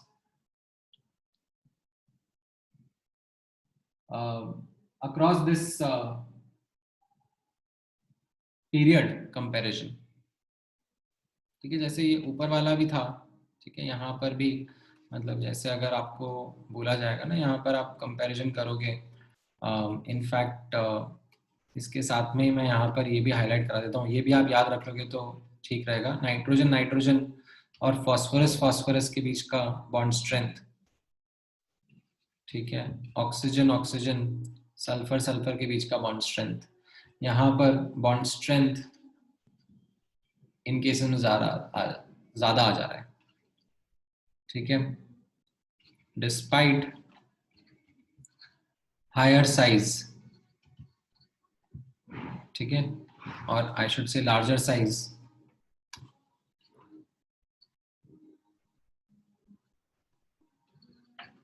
bond energy is greater.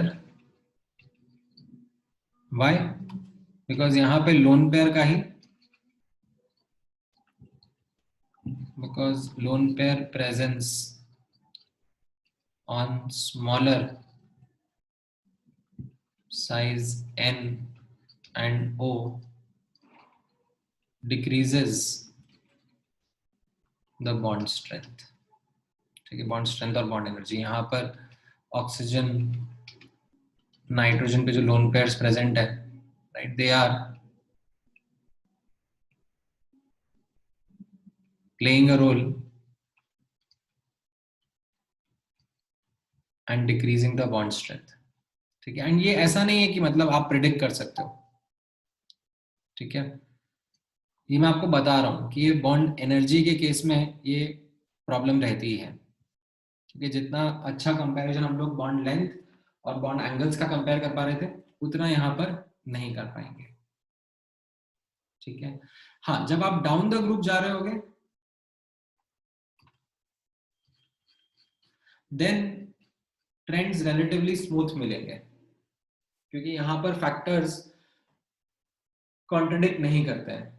जैसे आप यहाँ पे नोटिस करोगे, अगर मैं HF, HCl, HBr, HI में कंपेयर करना चाह रहा हूँ, तो यहाँ पर कैसा हो रहा है, साइज बढ़ रहा है तो बॉन्ड स्ट्रेंथ कम होगा, इलेक्ट्रोनेगेटिविटी डिफरेंस कम हो रहा है तो बॉन्ड स्ट्रेंथ भी कम होगा। लोन पेयर सब में लाइक एक एटम पर है, लाइक फ्लोरीन पर, लाइक यहाँ पर हाइड्रोजन पे सब में नहीं है, तो इसमें क्या हो रहा है, डाउन द ग्रुप कॉन्ट्रडिक्शंस कम मिलता है, तो एज अ रिजल्ट यहाँ पर थोड़े से ट्रेंड्स स्मूथर आएंगे। Let's say CF3, CCl4, as in CF4, CCl4, CBr4, CI4, इनमें आपको बॉन्ड स्ट्रेंथ का कंपैरिजन करना है, तो अगेन यहाँ पर ट्रेंड स्मूथ है, साइज बढ़ रहा है, बॉन्ड स्ट्रेंथ कम हो रहा है, इलेक्ट्रोनेगेटिव डिफरेंस कम हो रहा है, बॉन्ड स्ट्रेंथ बढ़ रहा है, सॉरी बॉन्ड स्ट्रेंथ कम हो रहा है, ठीक है। तो यहाँ पर डाउन द ग्रुप में रिलेटिवली ट्रेंड्स बेटर रहता है, बट अक्रॉस पीरियड तो स्पेशली मतलब लाइक इट इज सरदर्द ओनली। तो इसमें ये कुछ जो मैंने सिलेक्ट एग्जांपल्स यहाँ पे लिखे हैं, these are some again common examples which I would again expect you to remember, ठीक है। तो ये बॉन्ड स्ट्रेंथ वाला पार्ट समझ में आया आप लोगों को? ऑलराइट, तो हम लोगों ने bond strength, bond length, bond angle, इन 3 पैरामीटर्स के बारे में समझा है एंड उनके फैक्टर्स समझे, that how they influence, and then comparisons देखे, that how these parameters vary from one molecule to another. And हमने एकदम रैंडम कंपैरिजंस नहीं करे, जैसा आपने नोटिस किया होगा, we did some comparisons which have some like common theme running behind them, across period होगा या down the group होगा, and हम उनका comparison कर पाएंगे, ठीक है, random comparisons नहीं कर पाएंगे। Now अब यही जो bond parameters हैं, बॉन्ड लेंथ का, बॉन्ड एंगल का, बॉन्ड स्ट्रेंथ का, they are also influenced because of resonance. So यहाँ पर what I'm introducing as the next concept over here is resonance and its impact on bond parameters. Why? Because resonance क्या होता है, आप लोगों ने सुना था स्टार्टिंग में जब हम लोग लुईस स्ट्रक्चर्स का डिस्कशन कर रहे थे, right? What was our description behind understanding resonance?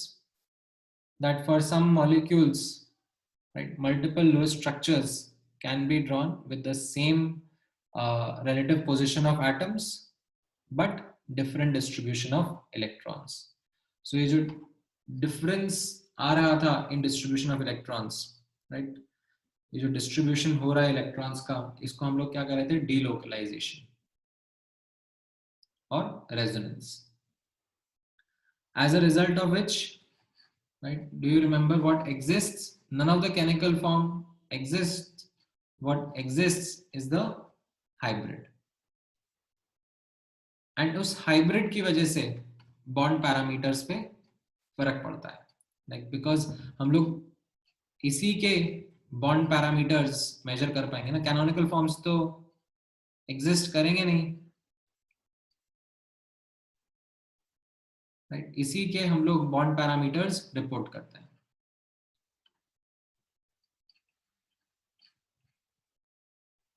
जैसे फॉर एग्जाम्पल इन ओजोन,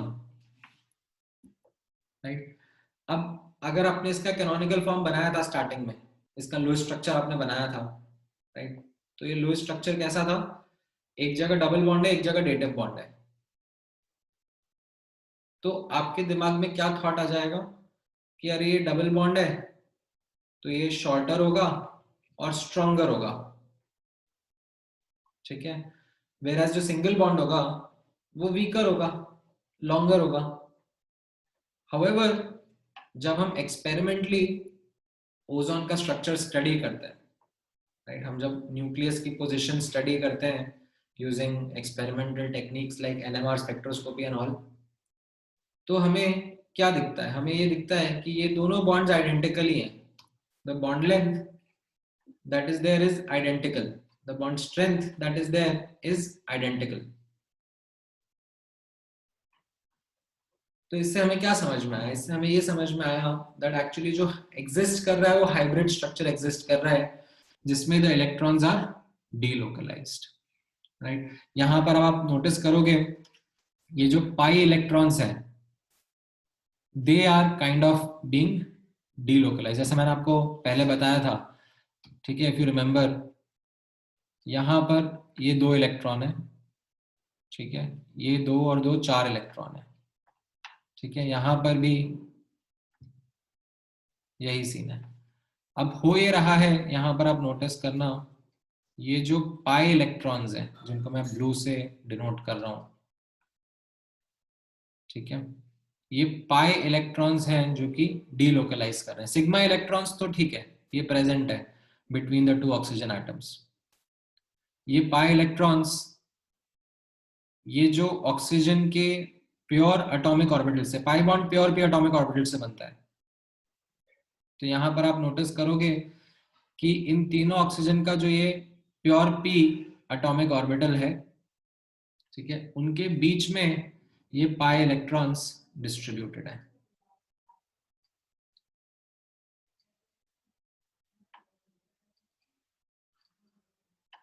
ठीक है. हाँ बोलो सुमित. सर सर ऊपर जो आपने ओजोन का लुईस स्ट्रक्चर बनाया है सर, उसमें साइन भी आएगा ना, प्लस माइनस? हाँ हाँ, आपकी इच्छा है, आपको ड्रॉ करना है तो करो, नहीं करना है नहीं करो. मैं जनरली प्रेफर नहीं कर रहा हूँ अभी, इसलिए मैंने वो एरो बनाया हुआ है. अदरवाइज आप ये एरो हटा देते हो ना तो आप साइन करते हो ना.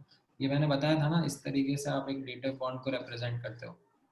लाइक ये एरो अगर नहीं शो करना है तो आप इसको सिंगल लाइन की तरह ही शो करो, ठीक है, इधर नेगेटिव और इधर पॉजिटिव.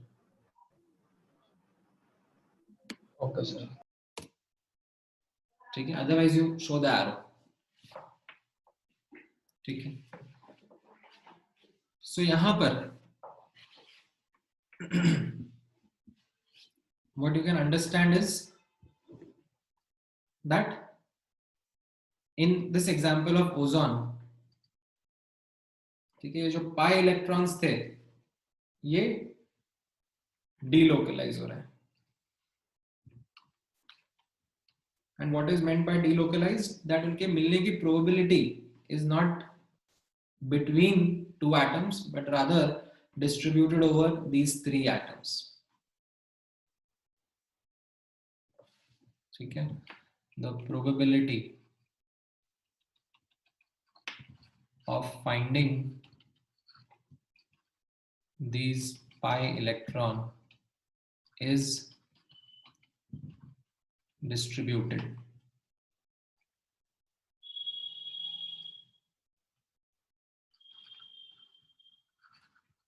throughout the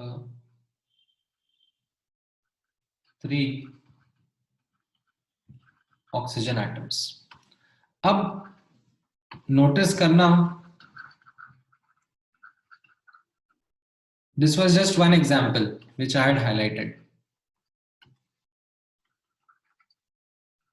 इसके अलावा खैर और भी एग्जांपल्स हम लोगों ने डिस्कस किए थे जब हम लोग canonical forms as in Lewis structures का प्रैक्टिस कर रहे थे, राइट? तब भी हम लोगों ने मल्टीपल लुईस स्ट्रक्चर्स देखे थे, मल्टीपल एग्जांपल्स देखे थे.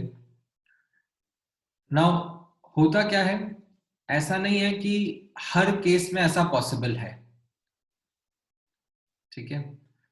सो it is in select cases, in select examples जहां पर these conditions are met. यहां पर नोटिस करना 3 or more adjacent parallel overlapping p orbitals.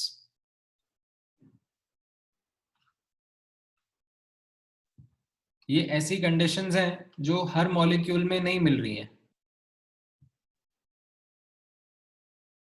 3 or more adjacent, parallel and overlapping p orbitals, and उनके बीच में what we are seeing is that this delocalization is happening, and as a result of this delocalization, ठीक है, यहां पर आप notice करना, as a result of this delocalization energy release हो रही है, एक्स्ट्रा स्टेबिलिटी आ रही है. एक्स्ट्रा स्टेबिलिटी कैसे आ रही है? यहां पर एनर्जी इज रिलीज्ड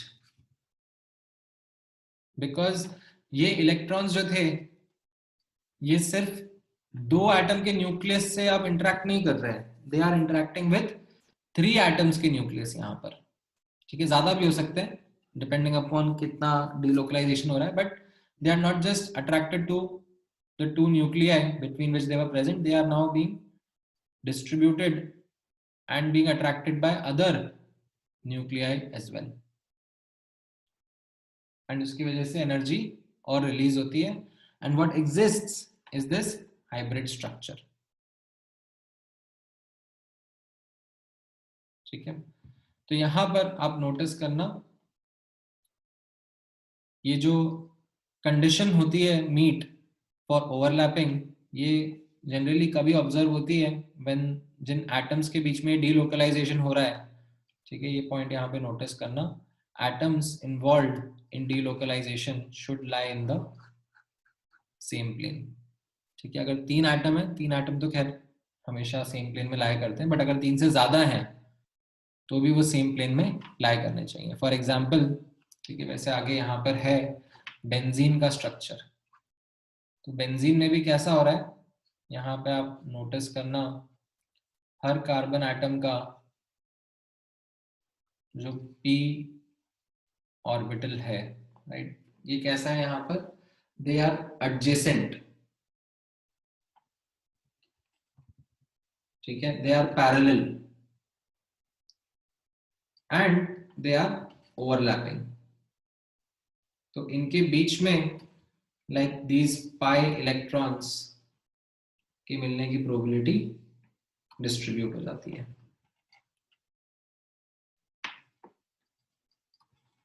ठीक है. एंड यहाँ पर जितने ज्यादा एटम्स के बीच में डीलोकलाइजेशन होता है उतना ही ज्यादा वी से इज द स्टेबिलिटी. तो in fact benzene is an example of a very stable molecule because of this phenomena of delocalization of electrons called as resonance. And अब अगर आपको रेजोनेंस का कॉन्टेक्स्ट समझ में आया है थोड़ा अच्छा, तो इससे डेफिनेटली आप जब ऑर्गेनिक केमिस्ट्री पढ़ोगे तो उसमें आपको इस चीज के ऊपर बहुत डिटेल में पढ़ाया जाएगा. ठीक है. यहाँ तो मैं क्या कर रहा हूँ, बहुत ही शॉर्ट वे में आपको समझा रहा हूँ, क्योंकि मेरा जो मेन काम है यहाँ पे आपको बताने का वो रेजोनेंस की डिटेल में जाना नहीं है, उससे जो बॉन्ड पैरामीटर्स पे इम्पैक्ट आ रहा है वो बताने का है. तो I will move towards that. But जब आप ऑर्गेनिक केमिस्ट्री में पढ़ोगे तो आपको इस चीज का बहुत सारा प्रैक्टिस कराया जाएगा. इन द सेंस आप 1-2 क्लास तक तो आपको जब पढ़ाएंगे ये रेजोनेंस वाला इफेक्ट, तब आपको ये समझाएंगे, लाइक ऐसे 10-15 एग्जाम्पल लेंगे और आपको आइडेंटिफाई करना होगा कि बताओ किस में रेजोनेंस हो रहा है किस में नहीं हो रहा है. एंड आपको तरीका भी बताया जाएगा, आपको समझाया जाएगा कि हम लोग कैसे ही आइडेंटिफाई कर सकते हैं, क्योंकि हर बार आप इस तरीके से ऑर्बिटल्स ड्रॉ नहीं करोगे, टाइम लग जाएगा इसमें. ये तो मैंने क्या, बेंजीन का एग्जांपल मुझे अच्छे से याद है इसलिए मैंने ये कर दिया. बट आप हर केस में ऑर्बिटल्स ड्रॉ करने में आपने देखा था ना स्टार्टिंग में कितना टाइम लगता है. तो आपको ट्रिक्स बताए जाएंगे कि हाँ किस तरीके से हम लोग लाइक कोई भी मॉलिक्यूल हमें दिया हो और उसमें हम लोग देख के बता सकते हैं कि हाँ यहाँ पर डीलोकलाइजेशन हो रहा होगा, यहाँ पर नहीं हो रहा होगा. एंड देन उस डीलोकलाइजेशन से अगेन फर्दर का जो भी एनालिसिस करना होगा. बट वो चीज अभी हम लोग नहीं पढ़ेंगे. ठीक है. अभी हम लोग जस्ट ऑब्जर्व करेंगे कि बॉन्ड पैरामीटर्स पे क्या इम्पैक्ट आएगा उससे. हाँ बोलो साहब. O3 का एग्जांपल क्या है? तुम्हारी आवाज बहुत ज्यादा ब्रेक हो रही है. सर O3 के एग्जांपल में डीलोकलाइजेशन कैसे किया था आपने? O3 में भी ऐसा ही है ना. आप देखो ना यहाँ पर ये 3 ऑक्सीजन एटम्स है और इनके जो ये p ऑर्बिटल्स हैं, प्योर p ऑर्बिटल्स हैं, तो बीच में ये पाई इलेक्ट्रॉन्स. ये सिग्मा बॉन्ड बनता है वो तो ब्लैक मैंने इससे ड्रॉ कर दिया. तो black ones are the sigma bond वाले electrons and blue ones are the pi electron. तो ये जो पाई इलेक्ट्रॉन्स थे वो डीलोकलाइज हो रहे हैं बिटवीन द एटम्स. ठीक है. पर तुम थोड़ा यार अपना बैकग्राउंड सुधारो यार Sahil. Like it is highly annoying. I don't know where do you sit, but every time I keep you on unmute, like background से बहुत ज़्यादा शोर आता है.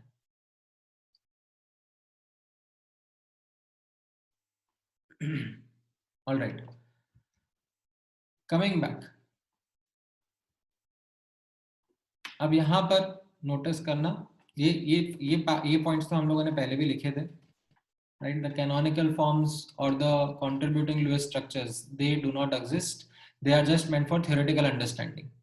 Okay, what exists is the hybrid structure and it is the most stable form. It is the one which best explains the property of the molecule. ठीक है. So यहाँ पर एक term रहता है called as resonance energy. So this is technically किस तरीके से define किया जाता है वो notice करना. It is the energy difference between the hybrid and the most stable canonical form. Right? तो यहाँ पर जैसे ये हाइब्रिड का एनर्जी और इसका जो कैनोनिकल फॉर्म रहेगा, मोस्ट स्टेबल कैनोनिकल फॉर्म रहेगा, उसके बीच का energy difference is what is called as resonance energy. Now अभी आप लोग नोटिस करोगे कि मोस्ट स्टेबल कैनोनिकल फॉर्म का मतलब क्या होता है. लाइक आपके दिमाग में शायद ये डाउट आया होगा कि what do you mean by most stable. In fact यहाँ पर डाउट आया होगा that what do you mean by most stable canonical form. अभी ये डाउट इसलिए आपके दिमाग में आ रहा होगा क्योंकि मैंने जब आपके सामने एग्जांपल्स लिए हैं अभी तक रेजोनेंस के, तो उसमें मैंने डेलिबरेटली ऐसे एग्जांपल्स लिए हैं जहां पर कैनोनिकल फॉर्म्स आइडेंटिकली है, इसलिए आपको ज्यादा दिमाग नहीं लगाना पड़ रहा है. जैसे like for example even ozone में ये जो मैंने केस लिया, दोनों के दोनों कैनोनिकल फॉर्म्स आइडेंटिकल है, इनमें कोई अंतर नहीं है एनर्जी के पर्सपेक्टिव से। इवन बेंजीन में अंतर नहीं है। बट आप जब अगेन ऑर्गेनिक में रेजोनेंस का डिस्कशन करोगे तो उसमें you are going to come across this aspect of canonical forms, जिसमें से कोई एक ज्यादा स्टेबल कोई एक कम स्टेबल होगा। एंड उसके पीछे भी मतलब देयर विल बी ऐसे 4-5 इनफैक्ट 4-5 से भी ज्यादा बुलेट पॉइंट्स रहेंगे टू डिसाइड कौन सा कैनोनिकल फॉर्म ज्यादा स्टेबल है, कौन सा कैनोनिकल फॉर्म कम स्टेबल है।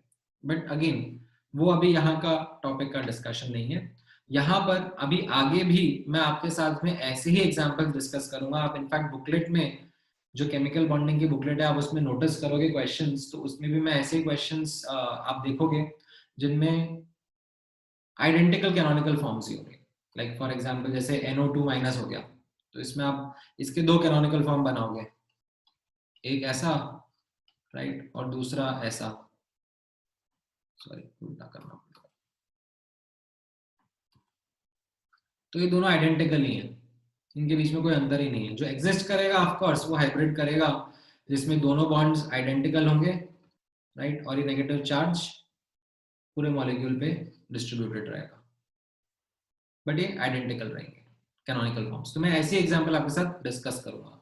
Will not get into the complexities of different energy के कैनोनिकल फॉर्म्स, वो आप फिर ऑर्गेनिक में ही फोकस करोगे, ठीक है। ऑलराइट, नाउ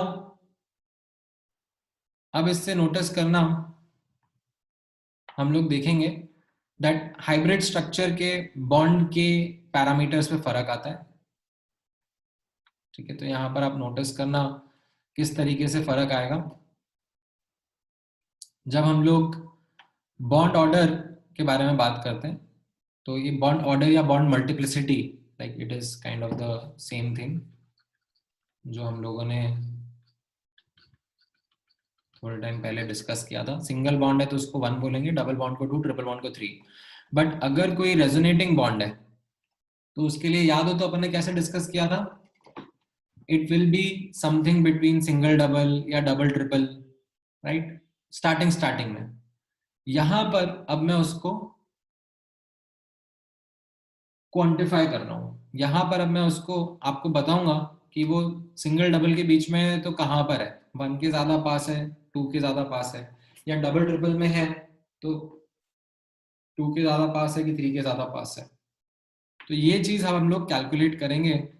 एंड ये किन केसेस में रहेगा ये फॉर्मूला एप्लीकेबल, जहां पर इक्विवेलेंट कैनोनिकल फॉर्म्स हैं,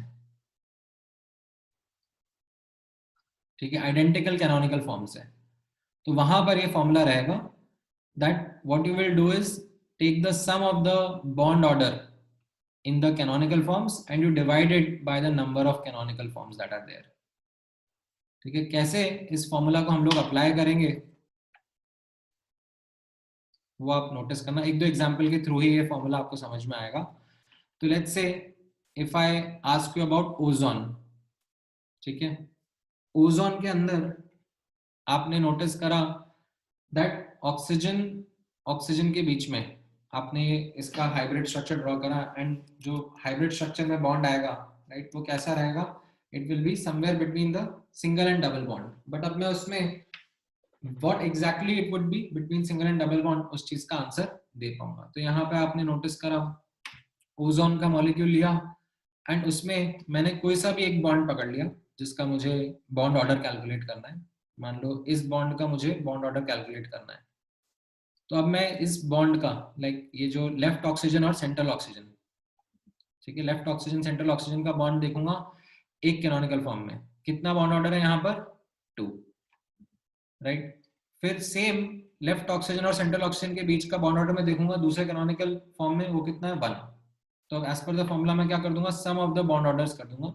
न्यूमरेटर में मेरा 3 रहेगा, sum of the bond orders, and denominator में it will be dividing by the number of canonical forms. तो ये मेरा आंसर आ जाएगा दैट यहाँ पर बॉन्ड ऑर्डर विल बी 1.5, मतलब it will be between single and double bond Midway, but जरूरी नहीं है कि हर केस में ऐसा हो। ठीक है, यहां पर जैसे आप नोटिस करोगे, फॉर एग्जाम्पल थोड़ा सा आगे है वैसे वो एग्जाम्पल, मैं यहाँ पर बाद में आ जाता हूँ, पहले इस वाले एग्जाम्पल में नोटिस कर लो। ठीक है, let's say CO3 2 minus ion, तो इसके लिए मैं क्या कहूंगा आपको, इसने सब गंदा सा बनाया यार, एक मिनट।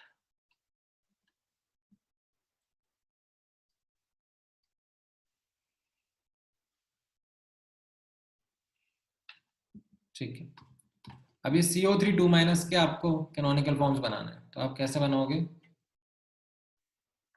एक कैनोनिकल फॉर्म कुछ इस तरीके से रहेगा, राइट? दूसरा कैनोनिकल फॉर्म में आप इस तरीके से ड्रॉ कर सकते हो, तीसरा कैनोनिकल फॉर्म में आप इस तरीके से ड्रॉ कर सकते हो, राइट? ये 3 कैनोनिकल फॉर्म हो गए। अब इन 3 कैनोनिकल फॉर्म में आप नोटिस करो, लेट्स से लेफ्ट ऑक्सीजन और कार्बन के बीच के बॉन्ड के ऊपर हम फोकस कर रहे हैं, तो यहाँ पे बॉन्ड ऑर्डर कितना है 1, यहाँ पर बॉन्ड ऑर्डर कितना है 2, एंड यहाँ पर बॉन्ड ऑर्डर कितना है 3, सॉरी 3 नहीं 1। तो अब मैं फॉर्मूला क्या अप्लाई करूंगा यहाँ पर, that bond order of the carbon oxygen bond in the carbonate ion will be 1 + 2 + 1, ठीक है, ये मेरा न्यूमरेटर हो जाएगा, divided by the number of canonical forms that are there. तो यहाँ पर 3 कैनोनिकल फॉर्म्स है, तो it will be 1 + 2 + 1 that is 4/3, that is 4/3, यानी कि ये 1.33 रहेगा। यानी कि ये जो बॉन्ड रहेगा कार्बन और ऑक्सीजन के बीच में in the carbonate ion, this will be somewhere between the single bond and a double bond, but it will be closer to single bond। ठीक है, तो यहां पर तीनों बॉन्ड्स आइडेंटिकल रहेंगे, तीनों बॉन्ड्स आइडेंटिकल रहेंगे, तीनों के बीच का जो एंगल रहेगा, राइट, वो भी आइडेंटिकल रहेगा क्योंकि तीनों बॉन्ड्स आइडेंटिकल है।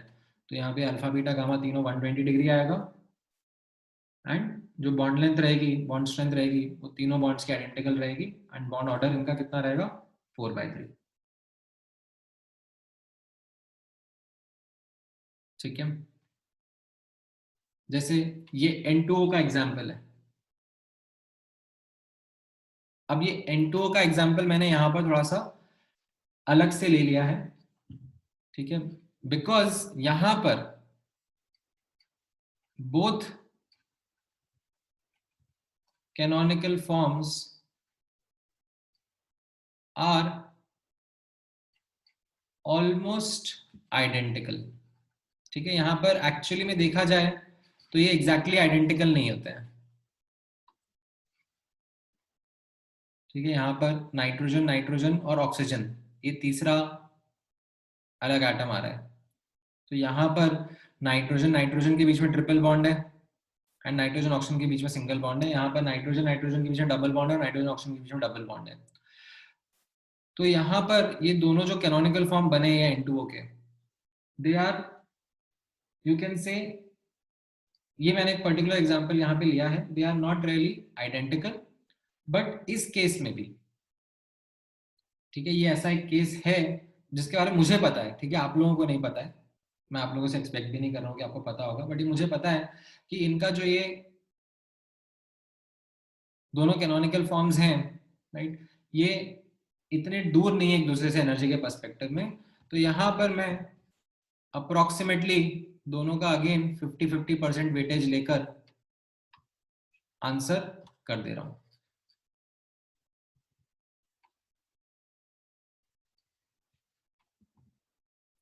दैट यहाँ पर अगर मैं पूछ रहा हूँ bond order of NN bond कितना होगा, राइट, तो यहाँ पर आप NN बॉन्ड पे फोकस करोगे, ये यहाँ पर ट्रिपल है और यहाँ पे डबल है, तो it will be somewhere you can say 2.5, and यहाँ पर NO बॉन्ड के ऊपर अगर फोकस करने के लिए बोलूंगा तो ये यहाँ पर सिंगल रहेगा एंड यहाँ पर डबल रहेगा, ठीक है।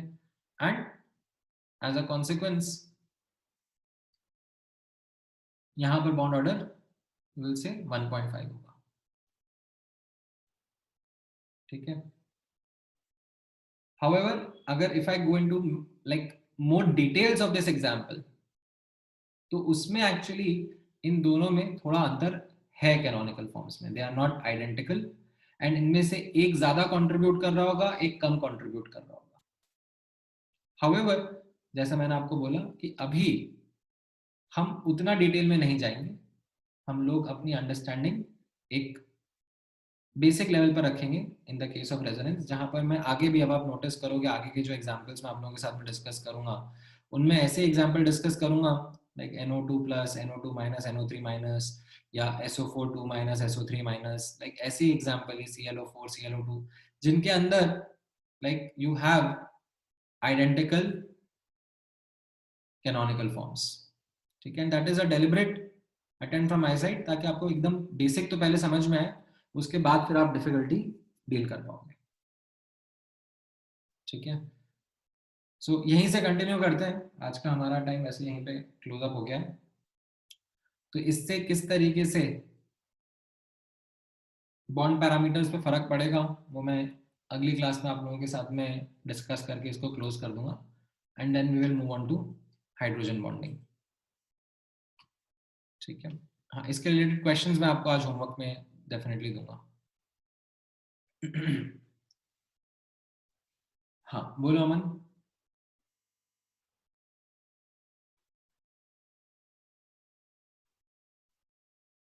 अच्छा हाँ बोलो साहिल। सर इसके जो आप होमवर्क देंगे वो मतलब कल लेक्चर में डिस्कस करेंगे कि नहीं फिर? हाँ हाँ, मतलब देखो केमिकल बॉन्डिंग का होमवर्क करने में थोड़ा टाइम लगेगा, तो आज जो मैं क्वेश्चन दूंगा ना वो आप लोग डेफिनेटली ट्राई कर सकते हो, कल के डिस्कशन के पहले डिस्कस कर सकते हैं उसको फिर हम, ओके सर। ठीक है। एंड सर हाँ हाँ बोलो। सर आपने इसके पहले लेक्चर में जो सिखाया था ना उसमें मैं क्वेश्चन अटेम्प्ट कर रहा था सर, बहुत सारा रॉन्ग जा रहा था तो उतना हाँ, कॉन्फिडेंट नहीं आ रहा था सर। कोई दिक्कत नहीं है, डाउट लेक्चर में बैठेंगे ना, एक बार देखेंगे कहाँ पे क्या गड़बड़ हो रही है, ओके सर। ठीक है। हाँ वो यश आप क्वेश्चंस ट्राई करोगे ना तो ही आपको थोड़ा सा और कॉन्फिडेंस आएगा।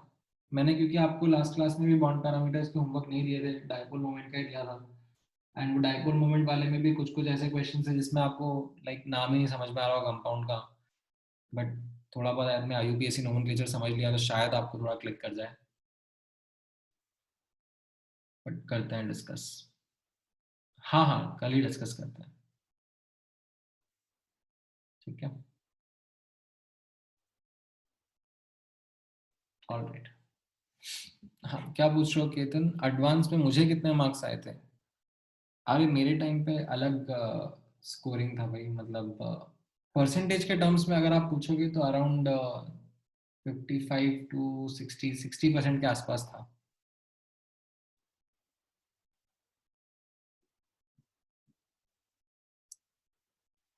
रैंक मैंने बताया था तुम लोगों को, मेरा रैंक 967। नहीं बताया पहले? अच्छा तुम लोग तो एक्चुअली शायद शफलिंग के बाद आया हो ना, हाँ। हम्म।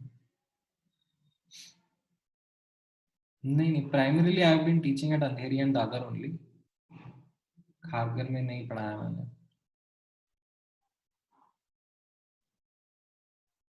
हम्म।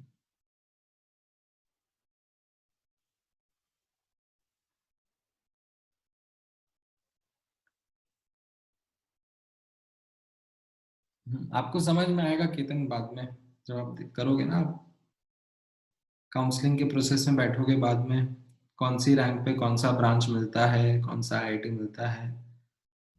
अभी से मत सोचो उसके बारे में, अभी आपको इतना ही सोचना है कि भाई मुझे बेस्ट रैंक लेके आना है।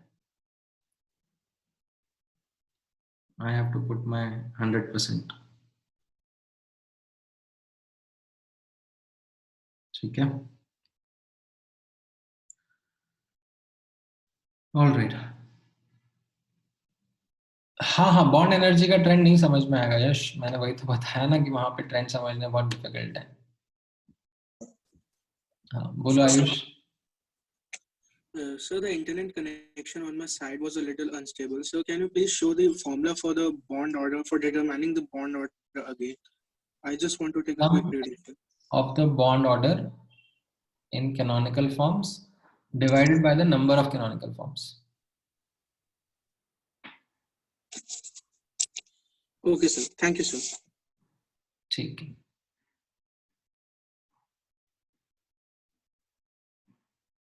हाँ, बहुत सारे एग्जाम्पल रहेंगे यश नॉन इक्विवेलेंट कैनोनिकल फॉर्म्स के।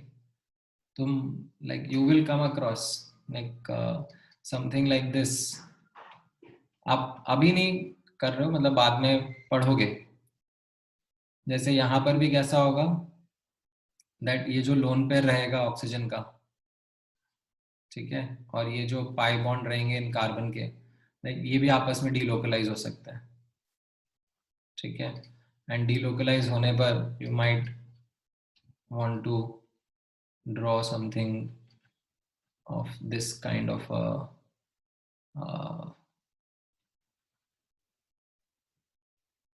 in fact ये इसका दूसरा कैनोनिकल फॉर्म भी आप ड्रॉ करने की कोशिश करोगे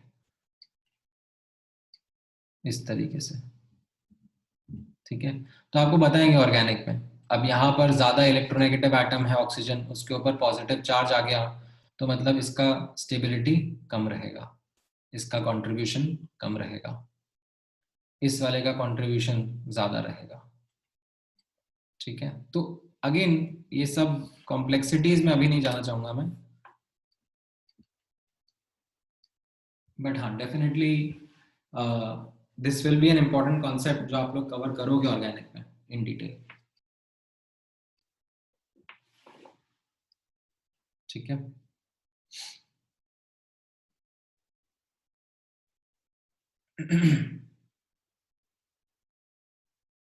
चलो, all right then, take care guys, good night.